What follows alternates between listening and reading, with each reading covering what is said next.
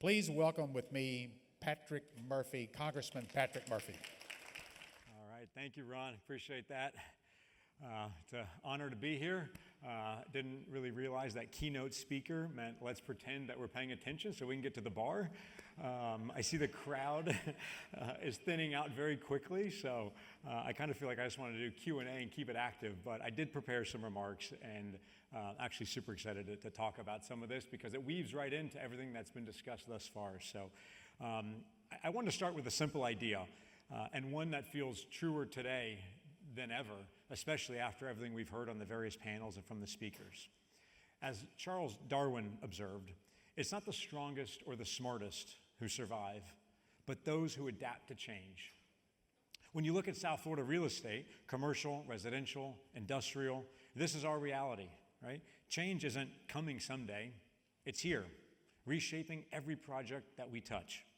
And as we all know, COVID fundamentally changed how and where people want to live. South Florida became the poster child for migration, tax-driven relocation, and reinvention. But under the headlines, it's a market of extremes. Right? On one hand, you have office rents that are soaring. We heard a panel on that. New records, Miami Beach, $110 a foot. Right here in Brickell, over $90 a foot. Right? Up over 55% in the last 5 years or so. And at the same time, the ultra-luxury condo and single-family home market is off the charts. Right? Sales of $1 million condos are up 88% since before pre-COVID, and half of those are cash buyers.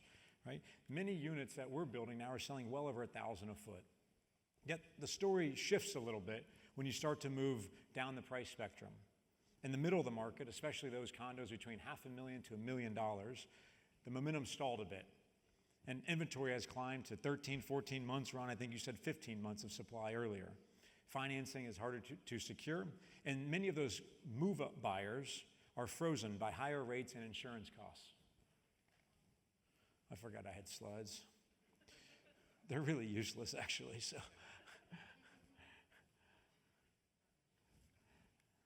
Close enough. We're seeing this firsthand at Coastal Construction, where we're building a couple thousand units with the average selling price of around $8 million across the state. Right? Think of that, thousands, one construction company building thousands of units with an average price of $8 million. Simultaneously, we are under contract or building around 10,000 affordable housing units, right? So it's a market that feels both overheated and under pressure, a barbell with strength at the top and at the bottom, but it's that missing middle in between. And this isn't just sort of hypothetical, right? We're starting to see some cracks. We saw just last week the bankruptcy of the Legacy condo a mile or so from here, the Adagio in North Bay Village, and other projects under duress right now. And in almost every case, the pattern of these jobs is quite similar. Units were sold too early, prices were locked in too low, and construction costs continue to rise. And this imbalance isn't just about demand, right? It's about costs. It's about systems that can't keep up. It's about the friction that we tolerate because, quote unquote, that's the way we've always done it. Inflation, labor shortages, and policy uncertainty are pushing the middle further out of reach. And add to that a shortage of quality education, right? Florida, unfortunately, ranks 50th in teacher pay and recently ranked 8th worst for traffic in the USA. And you blend all this together and you start to see the challenge. But as Ken Griffin recently said, I'd much rather have a city with traffic, housing affordability issues, and overcrowded schools because that means it's growing. I'd take that any day over decline. All right? And growth is messy, but it also creates opportunity. And this doesn't, of course, mean it's all roses, right? We need to look at who's coming and who's leaving. Interestingly, Miami-Dade County lost around 67,000 residents through domestic migration last year, more than any other county in Florida. Broward was about flat, and Palm Beach had a modest uptick. And look at the incomes of that delta. In Broward, people arriving earn around $115,000, those leaving around $85,000. Palm Beach, a bit more staggering. Newcomers were averaging around $260,000 a year in income. Right? So this isn't just about migration. It's reshaping who can afford to live here. And it's that missing middle, again, that needs to be addressed. And these rising rents are, of course, only part of the story. Housing affordability has become the defining issue for thousands or even millions of families and businesses, not only here in South Florida, but across our country. And it's no secret that insurance is our Achilles heel. Florida holds around 40% of all national flood insurance policy in the country. Right? Homeowners insurance here is the second highest in the nation. So while we've seen recent changes in citizens insurance and thankfully some recent declines in insurance, we're one storm away from major increases again. So as we start to see these stronger storms and rising seas, federal flood insurance remains the last resort and backstop, one we must protect and modernize to spread the risk fairly across our country. And that's just insurance, right? Construction costs are up around 40% in 5 years. Right, the last wave of tariffs is going to be felt for years, and just this week, even more tariffs that were announced are going to guarantee more uncertainty and higher prices. And labor, we all know it's a bottleneck everywhere. As of January 1 of this year, the construction industry had a shortage of 500,000 jobs. Next year, that number is supposed to go to 600,000. And areas like South Florida are particularly under duress because we don't have a history of skilled labor. We don't have a history of unions and generational groups that have been in the trades for years. A lot of the trades are learning on the job. In South Florida in particular, 25% of construction labor is foreign-born. And you get into certain trades like drywall, that number jumps to 61%. Right? So these immigration policy shifts and mass deportations, they're not just headlines when it comes to construction, right? They're hampering our ability to build. And you overlay all of this with climate change. Sea levels are up 8 inches since 1950 and continuing to rise faster. Last year alone, South Florida experienced 5 1,000-year rain events in 5 weeks. That spilled over 70 million gallons of untreated wastewater into our bays. Right? And these aren't just like theoretical challenges. They're reshaping insurance, investment, lending, and with the federal government basically denying the existence of some of these challenges, it's incumbent on cities and the local leaders to make the necessary investments in critical infrastructure so South Florida remains the top global location for years to come. And one of the biggest misconceptions about sea level rise is that it only affects the coastline. I think folks here that are from South Florida especially know we have a different community, right? It's our porous limestone that we sit on. That water doesn't come over the seawall, it comes up from underneath. And that's why communities like Doral and Weston, miles inland, are already experiencing chronic flooding and rising water tables. And as seas rise another foot or more, as projected by 2040, this problem is only going to accelerate. It's a reminder that in our market, climate adaptation has to be built into every site, whether it's waterfront or not. So what are the implications of this on construction and insurance? Well, of course, it means more costs, right? It means deeper foundations for the buildings we build, more expensive waterproofing and de-watering technologies. It means more flood walls. It means bigger stormwater retention centers, higher insurance deductibles, more exclusions, and more red tape. We're constantly playing defense. It's time we started playing offense. And fortunately, we do have some policy headwinds that were just addressed in the last panel that are going to help us out, I believe. At the federal level, the big, beautiful bill just extended opportunity zones and 100% bonus depreciation until 2030 and maybe beyond, right? And this is a meaningful tailwind. These incentives are going to allow developers to accelerate depreciation schedules and unlock more equity, which can make deals pencil in these high-cost environments. And at the state level, the Live Local Act, again, was just mentioned, has had a significant impact. It provides property tax exemptions and zoning overrides to encourage affordable housing. Miami-Dade alone has over 10,000 units that are now in the planning stage for Live Local provisions. This combination of incentives and regulatory easing is important, but it isn't enough on its own. Right? All of this that we just mentioned is happening in a bigger arc. We're living through what historians are calling the fourth turning. Perhaps some of you read this book. It's a period every 80 to 100 years when society resets its institutions and its norms. The first was the American Revolution, then the Civil War, and the Great Depression and World War II. And today, they're saying that with the demographic shifts we're seeing, technological disruption, climate change, and a global pandemic that we are living in the fourth. So let's make this concrete for us in our industry. This means everything's in play. Right, the cost to build and insure is rising faster than inflation because of climate risk, tariffs, and labor shortages. The demographics of who buys and who rents and where they want to be is shifting under our feet daily. And it means that the old playbook, where you relied on the same construction methods, the same financial assumptions, and the same approval processes, is not going to work anymore. With higher costs, fewer workers, and faster cycles, technology is no longer optional. It's the only way to bridge this gap.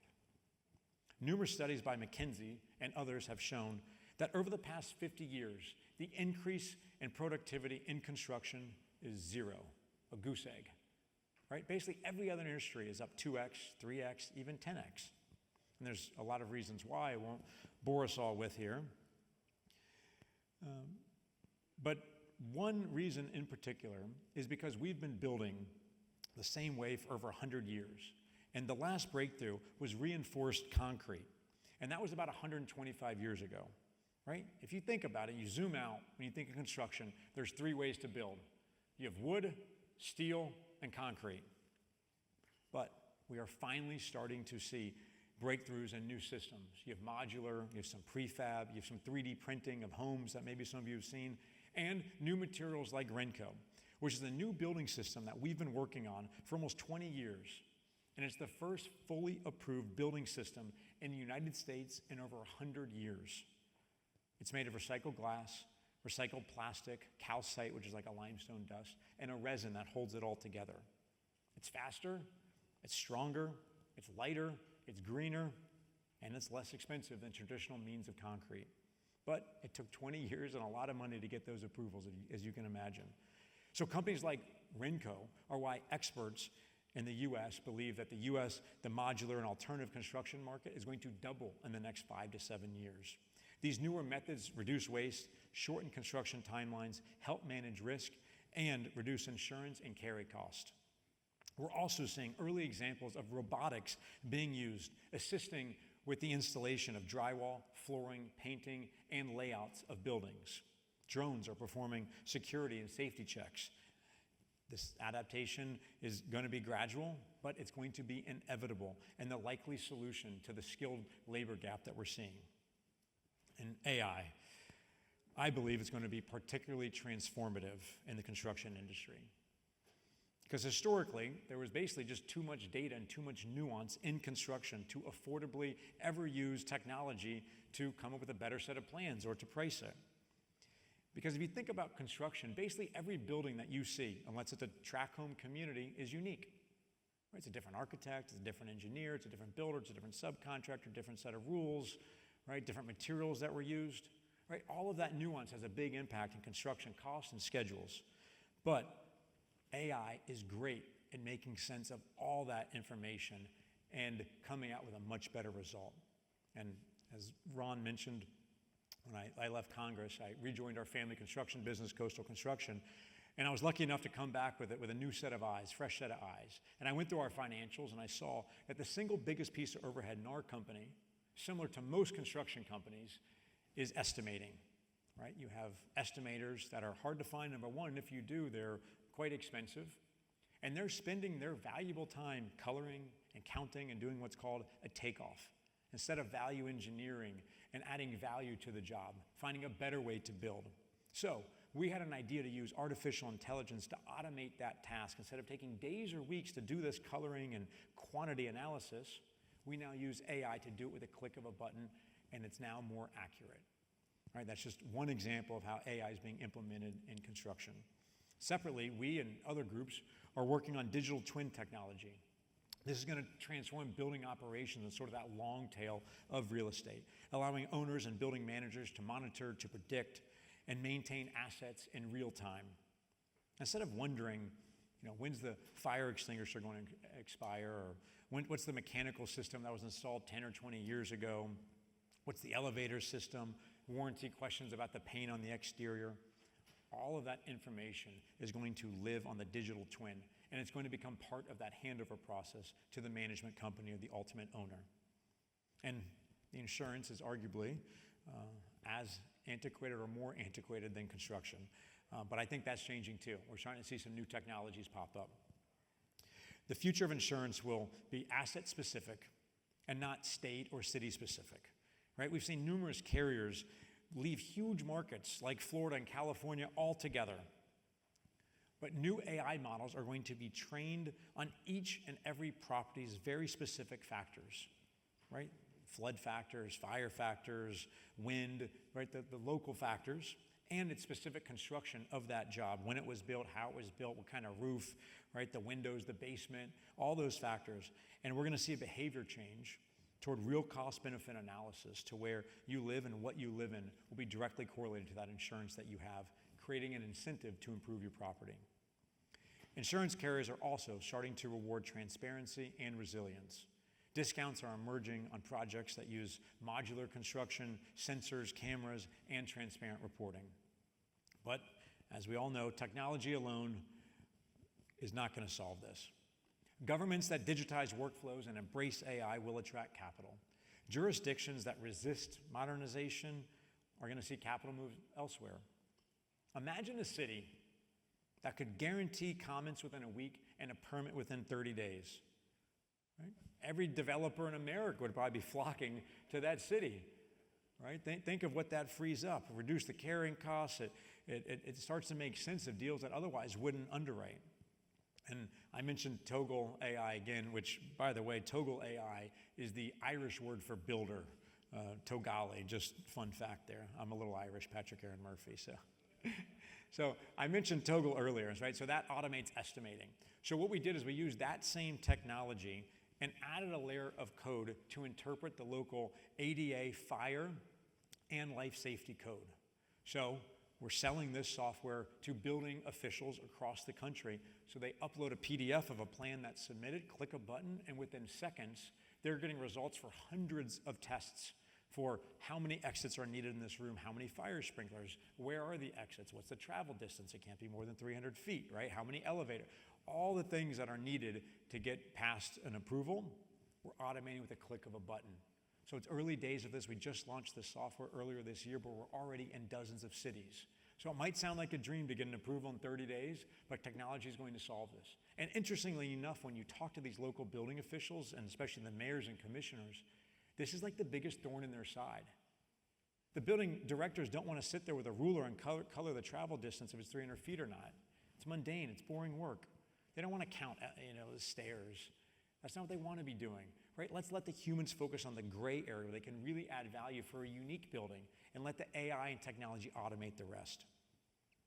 And what's government's role in insurance? While in Congress, I was proud to help pass the Homeowner Flood Insurance Affordability Act, which basically capped premium spikes and restored fairness.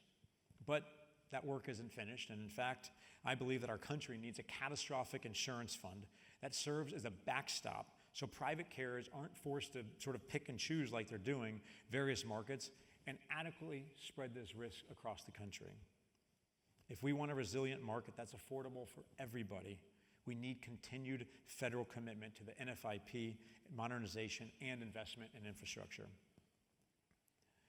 I spent most of my time over the past 6 years in artificial intelligence, and the tech is moving faster than ever. And I'm certainly not an expert, but I've been spending quite a bit of time in it. And just consider the pace of AI. A decade ago, AI could hardly reliably caption a photo.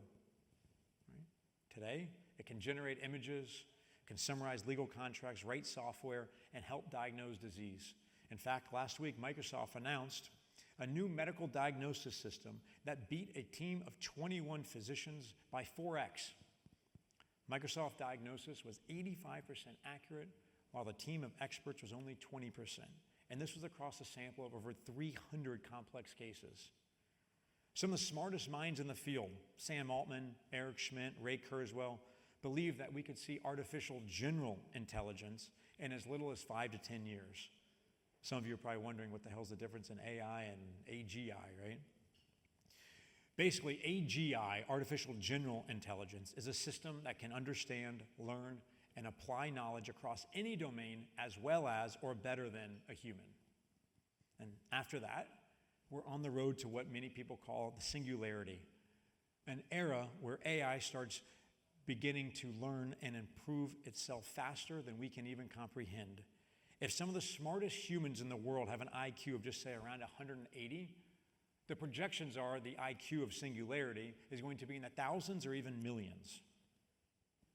The singularity wouldn't be a smarter human. It would be a different kind of intelligence entirely, able to solve problems and reshape industries at speeds that we can't even imagine. Right? And for real estate and construction, this means the gap between the old way and the new way is going to grow wider every year. The question isn't whether technology is going to transform our industry. It's whether we're going to keep up with it. I believe that in 5 years from now, if you want to build a new building, you're going to start with a simple prompt. You're going to put the property address, the budget, and the desired project description and style. You'll instantly get countless floor plans that aren't just like a pretty picture of a facade and a layout, but entire building plans with the plumbing, the electrical, mechanical, structural plans already drawn.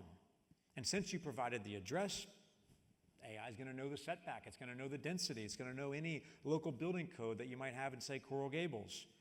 And the pricing is going to be provided instantly as well, within 5 to 10% margin, because the model is going to be trained on millions of similarly constructed projects, and it's going to be based on readily available public information on major inputs like concrete and steel and labor. And as crazy as that sounds, our one little AI company that I mentioned is already doing this for plumbing. If you draw on a napkin a basic set of plans, I will give you the plumbing layout in a click of a button. Because if you think of just say a 2,500 square foot home, 3-bedroom, 3-bath, once you have the layout and you know where the bathrooms and the kitchen and the laundry room are, there's not an infinite amount of ways to run the plumbing, right? There's 2 or 3 reasonable ways you do it, and there's a code that goes along with it.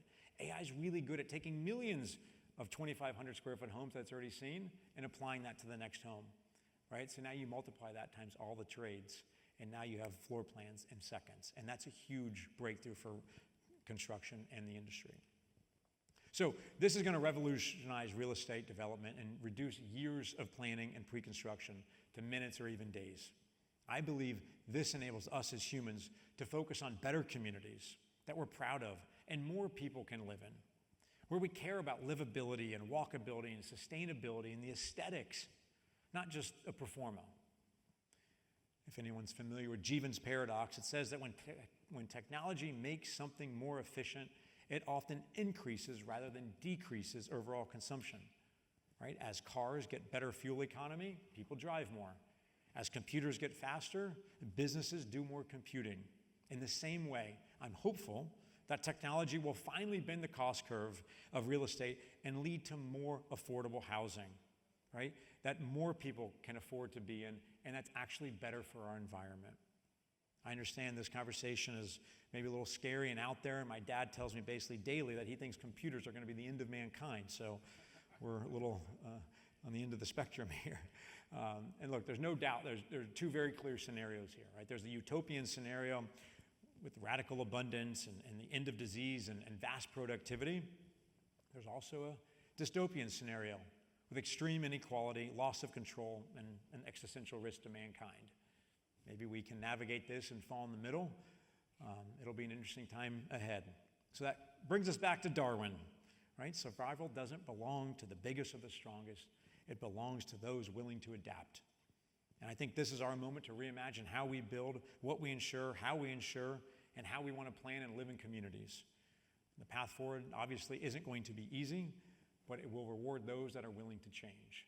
So I'm excited, I'm hopeful for the future, but we have a lot of work to do in front of us. So thank you, Ron, thank you all. Appreciate it.